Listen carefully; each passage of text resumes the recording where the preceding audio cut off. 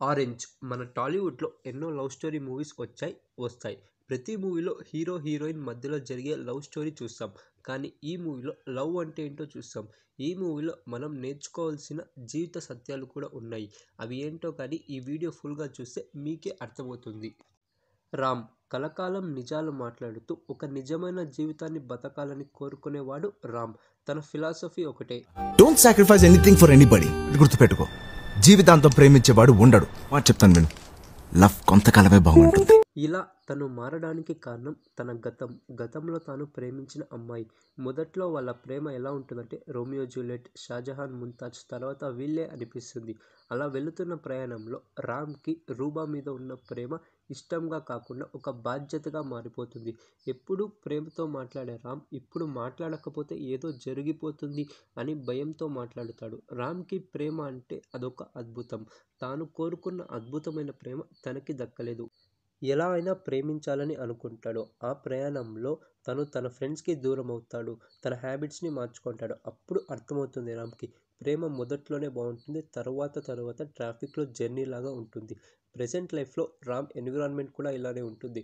ఇంట్లో అక్క బావ ఫైట్ అండ్ పక్కింటి నాగబాబు అంకుల్ తన ఫ్రెండ్స్ కూడా ఇలానే ఉంటారు. ఇప్పుడు జాను గురించి తెలుసుకుందాం. జాను ఇప్పటి వరకు ఎవరిని ప్రేమించలేదు. తన దృష్టిలో ప్రేమ అంటే కలకాలం ఉండే ఒక ఎమోషన్. దీనికి తన అమ్మా నాన్నే ఒక బెస్ట్ ఎగ్జాంపుల్ అని గట్టిగా నమ్ముతుంది. జానుకి తనని కలకాలం నిజాయితీగా ప్రేమించేవాడు కావాలి. ఇలాంటి 2 డిఫరెంట్ మైండ్ సెట్స్ ఉన్నవాళ్ళు ఎలా ఒకటయ్యారు అనేది చూసేదే ఈ ఆరెంజ్ స్టోరీ. రామ్ ఇప్పటి వరకు 9 మంది అమ్మాయిల్ని ప్రేమించాడు. కానీ తన దృష్టిలో తాను ఎప్పుడు వరల్డ్స్ గ్రేటెస్ట్ లవర్. అది అలా ఎలా అనుకుంటానంటే, ఇప్పటి వరకు 9 మంది అమ్మాయిల్ని ప్రేమించాడు. కానీ ఏ అమ్మాయిని మోసం చేయలేదు. ఎలా అంటే, ఇప్పుడు ఒక అమ్మాయిని ప్రేమిస్తూ ఇంకో అమ్మాయిని ప్రేమించలేదు. ఒక అమ్మాయితో బ్రేకప్ అయ్యాక ఇంకో అమ్మాయితో కొత్త జీవితాన్ని మొదలుపెట్టాడు. ఎప్పుడు వేరే అమ్మాయిల్ని మోసం చేయలేదు. అలా అనుకుంటాడు రామ్ ఎప్పుడు తను ఒక వరల్డ్స్ గ్రేటెస్ట్ లవర్ అని. రామ్ ఇప్పుడు ఆ 9 మంది తన లైఫ్లో లేకున్నా కానీ తను హ్యాపీగా ఉంటాడు. కానీ జాను విషయంలో అలా జరగదు. ఎందుకంటే ఇప్పటి వరకు రామ్ ఆ 9 మందిని రిజెక్ట్ చేశాడు. కానీ ఫస్ట్ టైం ఒక అమ్మాయి రామ్ని రిజెక్ట్ చేసింది. అప్పుడు అర్థమవుతుంది రామ్కి ప్రేమ అంటే ఏంటో, ఎమోషన్స్ అంటే ఏంటో, ఫీలింగ్స్ అంటే ఏంటో. అప్పుడు తెలుస్తుంది రామ్కి సాక్రిఫైస్ చేస్తే వచ్చే లవ్ ఏంటో.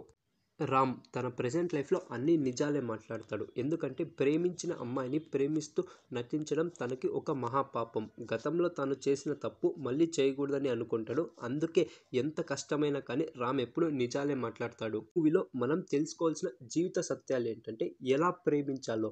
ఇప్పుడు లైఫ్ లాంగ్ ప్రేమించే వాళ్ళు ఉంటారో ఉండరో కానీ లైఫ్ లాంగ్ ఒకేలా ప్రేమించే వాళ్ళు మాత్రం అస్సలు ఉండరు. ఒకవేళ లైఫ్ లాంగ్ ఒకేలా ప్రేమిస్తే అప్పుడైతుంది లవ్ ట్రాఫిక్లో జర్నీ లాగా. ఈ మూవీ అంటే అందరికీ 99.9% గుర్తొచ్చేది ఈ మూవీలో ఉన్న సాంగ్స్.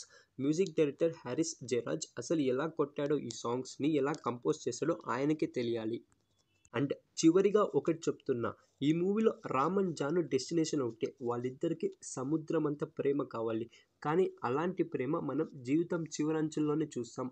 ఆరెంజ్ మూవీ ఈ జనరేషన్లో వచ్చింటే ఖచ్చితంగా బ్లాక్ బస్టర్ హిట్ అయ్యేది. అండ్ ఈ మూవీ ఫ్లాప్ అవడానికి మెయిన్ రీజన్ ఏమంటే ఇదే.